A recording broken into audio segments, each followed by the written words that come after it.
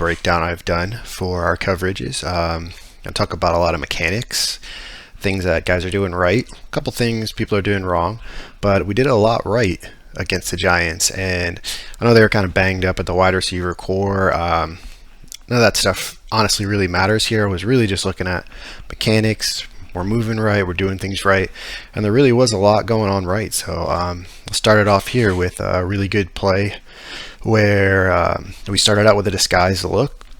Something I saw more of this game, which is really good. We started out one high right off the bat. As the play progressed, you see that look changed. Honey Badger you don't really know what Honey Badger's doing here. He's kind of just an extra floating defender, but the play, as it comes up, turns into a 3 high look. 1, 2, 3 right there. Daniel Jones has to go for the underneath route. Honey Badger's that hook curl zone, covering those two guys there. It's a very good play right off the bat. Short gain. Boom. Tackle. Honey Badger trying to rip the ball free. I like the energy. I really liked the energy on this play. It's very good. Go right up to our second play here. So our second play again, this is an interception. This is Willie Gay's interception. So we're in a nickel look. One thing I noticed is our guys' communication. They were communicating a lot. Look at, this is kind of huge right here. Willie Gay tells Matthew to vacate the zone, tells him, I got it. Matthew drops back into his cover 2. Willie Gay reads the quarterback the whole way, reading that slant. Daniel Jones never sees him. Boom. Perfect interception, perfect break on the ball. Everything was done right there. Fenton too, keeping himself outside in his zone. Perfect bracket coverage on the wide receiver there. You really don't get any better than that. If you look, bracket coverage here, man here. It was a very good coverage. Get the interception out of that one. Quickly move on to play 3 here. So we got play 3. We're going to highlight Ward down here at the bottom of the screen. We're in our 4-3. This is going to be just really good man coverage on a back corner fade. So we'll watch Ward here. So you see in there, perfect flip of his hips right there. Right arm extension. Keeps giving himself some space. Much bigger wide receiver. You got to give yourself space. You got to look for the ball. He's looking for the ball the whole way, which is very important because that right there, where he wrapped his left arm, could have been a hold. But I think because he looked at the ball the whole way, and he was a bigger, I don't know if that's a tight end, wide receiver, who it is, but bigger receiver on a smaller cornerback, they're going to let that go as long as he's looking for the ball the whole way. And he impedes the route. No chance on that corner fade. That's really good stuff right there. I just like to see him maybe not get so used to wrapping that left arm around, keeping more of a right arm jam on him, keeping that space. But again, super good coverage, stops the fade, boom. So let's go to play 4 here. So again, this is going to be Ward. We're going to highlight some good mechanics again by Ward. If you watch,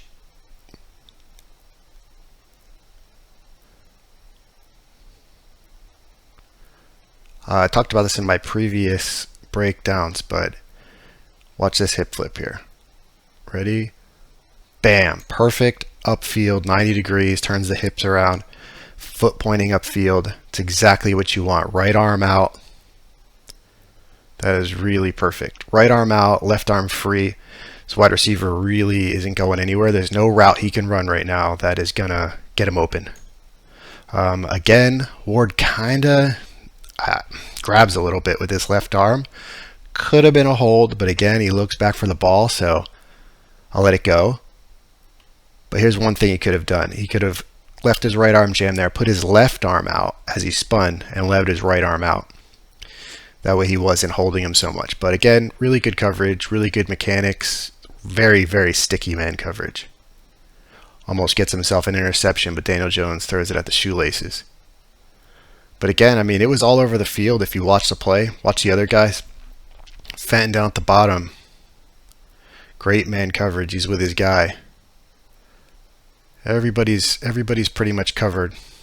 You could argue 3 maybe open there, but the play happens too quick for Jones to see him.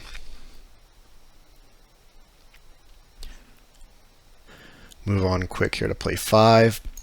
So here's I'm going to talk about 2 things this play.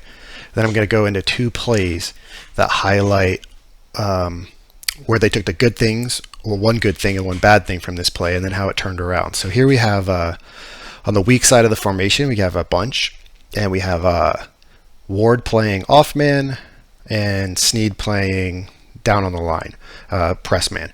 That's what we're assuming, at least at the start of the go. So as the play goes, you'll see what the wide receivers do. So they're going to cross, and that's the reason you want 1 guy off and 1 guy up on the line on a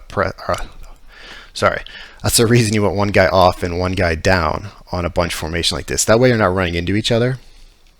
But very fluid transition here. It ends up being actually not man, it's a zone. Watch. Switch there by Snead. Boom, covered. There's nowhere for Daniel Jones to go. If you look up at the top, you see tight man coverage up at the top. And we'll get to that other circle there in a second. But focus down at the bottom for now. Tight man coverage, boom. You know, nothing. Even if he caught the ball, he wasn't going anywhere. So this other circle I'm going to talk about up at the top here is Sorensen. Sorensen's coming on the slot receiver, maybe tight end, I don't know who he is, but he's coming up and he goes to jam him, which is fine, but he's too upright. That's too upright for a jam downfield. You want to have more of an angled 30-40 degree leverage, and what happens because you're too upright, and this will happen every time, I've had it happen to me so many times, you are going to get thrown down the field, and that guy's open. But it didn't hurt us this play. But you don't want to be so upright when you're jamming a big receiver downfield like that. So you're going to lose. You're going to lose leverage battle. He's got all that speed coming forward. You're already backpedaling. He's going to throw you downfield every single time. You want to lean into that route and ride it and just kind of stick on him. Hopefully you can break the pass. That's all you can do, is you're kind of hoping just to mess him up. So that was kind of a negative on that play, but everything else was good. Overall positive play. Now let's go to the next play and we'll talk about this rub man stuff. So again, you're on the weak side of the formation here, and this is an example of what not to do when you have these receivers bunched together. Now this is the weak side of the field, so it's longer. There's more. If you see, you got about 10 yards between the numbers and the sideline, and the outside wide receiver is playing the numbers, so he's got a lot of space out here. There's just no reason for Ward to be up on the line like that. This should have been communicated between Snead and Ward that one of them, preferably Ward, is going to play off man. You can't both press because most likely these wide receivers are going to cross. It's nearly 9 times out of 10 these routes cross. So you have to understand that while you're playing it. They do not communicate this to each other, and this is what happens on this play.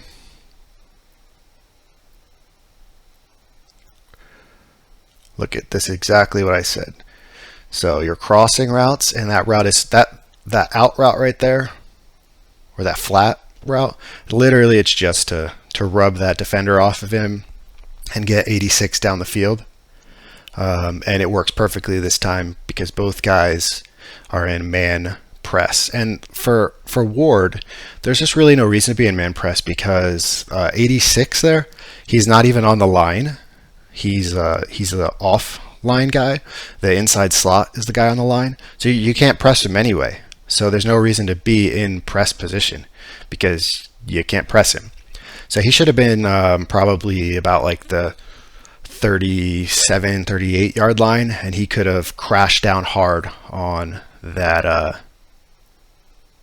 route. He could have been with him. So he ends up holding him. This is the play that he got the holding penalty. That was a great penalty. I might even say he didn't hold him hard enough because I would have threw this guy down on the ground almost because he's gone if you don't do that. Daniel Jones still nearly hits him. That would have been probably a touchdown. But it all starts at the line. You got to communicate with each other, let each other know what's going on. Basically, that's it for that one. So our next play here is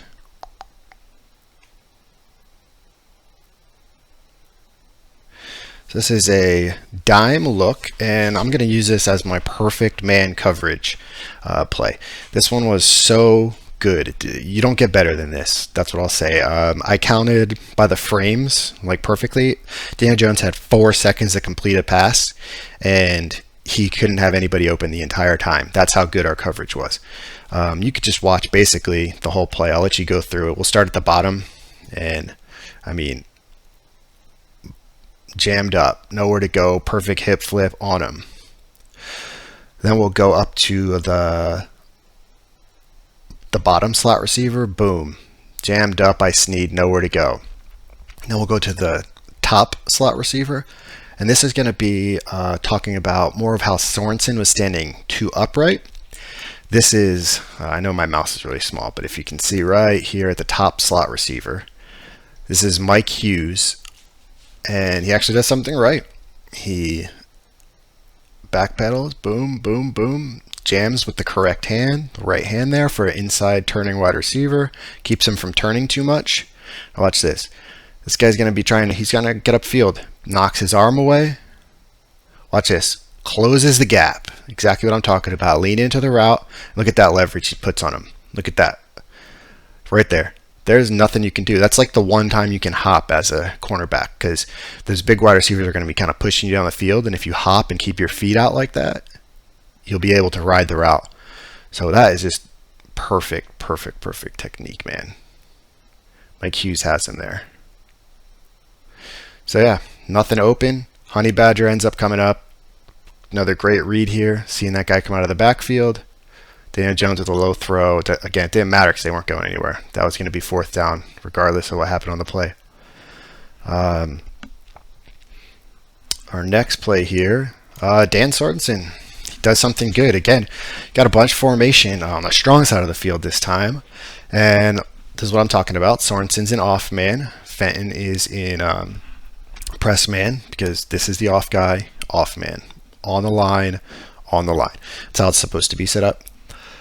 And again, they're going to cross, but it's perfectly read. Really good job, honestly, by Fenton and Sorensen.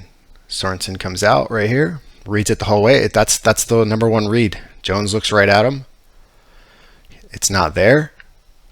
He says, can't throw it, and we get ourselves a coverage sack because Sorensen did a great job. Also, Fenton. Watch Fenton on that wide receiver right here. He does a really great job, man. Really great jams. Look at this. Boom. Keeps him downfield. Press him, press him, press him. All contact. Doesn't even let that wide receiver get upfield at all. If you look at the other side of the field down at the bottom, watch those two guys. Great hip flip down here. Outside cornerback.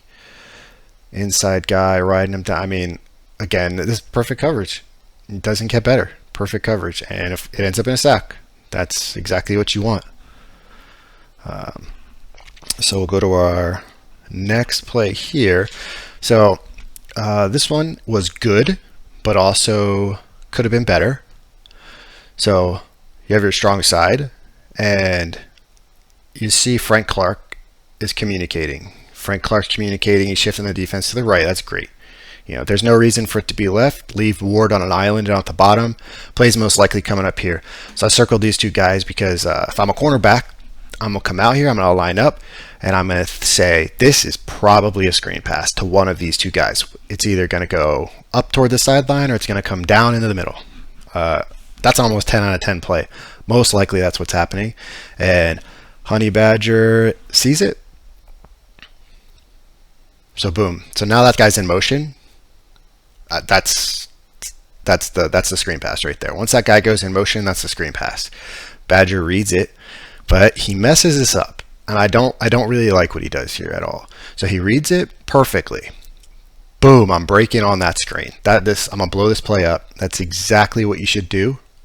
Honey Badger's yellow gloves. If you're not sure which one he is, he's yellow gloves in the middle there. Boom! Break immediately at snap, because look at Jones now, the quarterback. As soon as that ball comes up, he's throwing it. But I don't like Honey Badger's feet here. He does this all the time, and I really don't like it. If you watch him, he comes from here, and then he stops all his forward momentum, puts like his heels in the dirt. So I don't understand that, because we practice this a lot. We do our tight ends and wide receivers will run blocking drills where there's two of them. One DB's got to break through, and what you're supposed to do, what you should do, is I would have liked to see Badger dip his right shoulder down. Get in between these two guys here. It doesn't even matter if you're standing. Honestly, at the end of this, it doesn't matter if you're even on your feet. You just want to dip your shoulder between these two guys, kind of like an outside defensive end pass rushing. You dip that shoulder down, you get lower than the wide receiver, you get underneath it, and you make sure that play is not going inside, because you have outside help right there. Snead's outside, unblocked. So it's not going anywhere. But for some reason, Honey Badger stops all his momentum and engages in a block with a bigger wide receiver, which you're going to lose most times. And sure enough, he loses it, gets knocked on his ass, and could have been given up a touchdown because of that. But other players beat their blocks. Bolton came in. Bolton smashed his block, stood his block right up. If you watch Bolton there in the middle, watch, he crashes down on it. Boom, stands that block right up. You're not going to have a wide receiver block a linebacker. And then Bolton crashes that play. So they end up getting a yard, but I think Honey Badger could have blew that play up even further back behind the line. So we'll go to our next play, which is right here. Okay, so again, bunch formation. We've talked about this. We're thinking it could be a screen. Not always going to be a screen, but it's a good thing to think about in your head. We're in our base 4-3. Snead is doing perfect. Snead's eyes are on both wide receivers and the quarterback. If the quarterback brings his arm up like he's going to throw this, or you're watching this guy and he turns his left shoulder up into the field, vertical kind of, parallel to the sidelines, then it's going to be a screen pass. And I've talked about this. If you'll go back to my Eagles breakdown, we weren't doing a good job. Those signs were there, and our cornerbacks weren't breaking. But we've seen now a couple plays that they have been, and particularly on this play, as soon as that ball is snapped, right there, watch wide receiver, boom, turns, watch Snead, break. That's exactly right.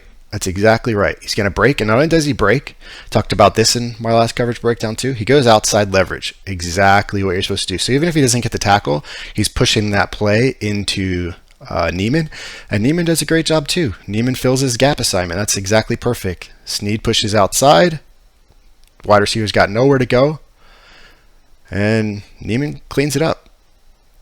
Perfect execution on a screen pass. Exactly what you're supposed to do. Really, really great understanding of the situation, honestly.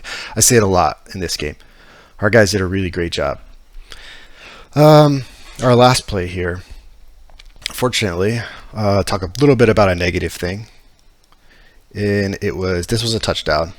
And this was Sorensen. And we're going to get a little bit of talking about bad techniques here. He starts the play, again right here. You can see Sorensen and 88 right here, the slot at the bottom. He starts to play outside shaded, so his nose is basically going to be lined up with the outside shoulder of 88. That's going to be an outside shade. I'm assuming if you're lined up like that, you're more worried about the outside than the inside, because you probably have inside help. That's why you line up like that. So when the play starts,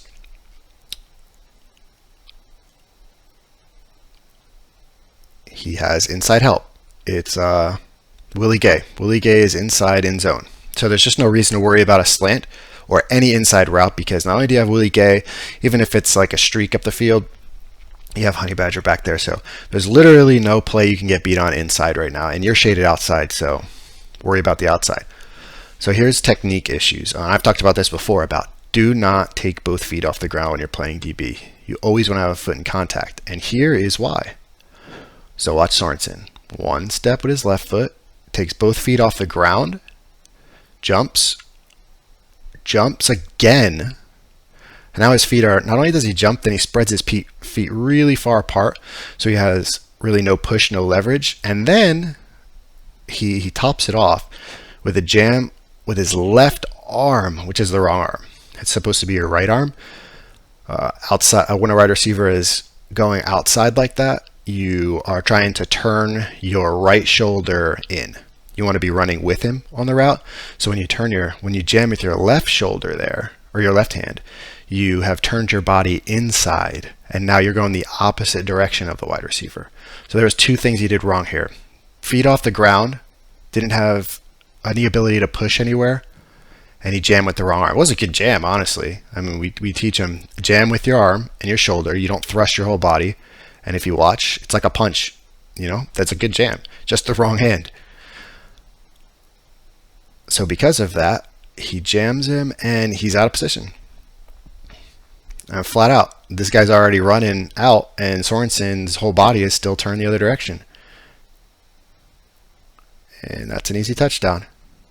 And that's different. I mean, it comes down to football, man. It's really just one step, one bad move, one wrong thing. You put your left hand instead of your right hand out there, and you're beat. That's the threshold there. You know, I mean, you see, he reached out. Look, he missed it by inches. Imagine if he would have jammed with the right arm, not jumped, had his feet on the ground, and he's good to go. He would have stopped the play. So really, really small margin for error in the NFL. But you know, it is what it is. If you watch up here on this slot receiver up here, I think that's Snead. He does a good job. It's the same route. So Snead keeps, never hopping much, keeps his feet down. All right, there it is right there. See? He's got him. If that was going to go to him, he's already cutting the route. That's what Sorensen should have been doing too. So that's it. Yeah, but I think I guys did a lot of good stuff, man. I really do. I saw a lot of progress in the secondary this game, and mechanics look strong. Ward, Fenton, and Snead look great. Bolton looks fantastic. Gay looks great. Everybody's all over the field. Communication much better in this game. The scheme was better. More hidden disguise coverages. You know, everything was better in this game. I like it. I hope we can continue to build on it. So I hope you enjoyed that, guys, and catch you guys later.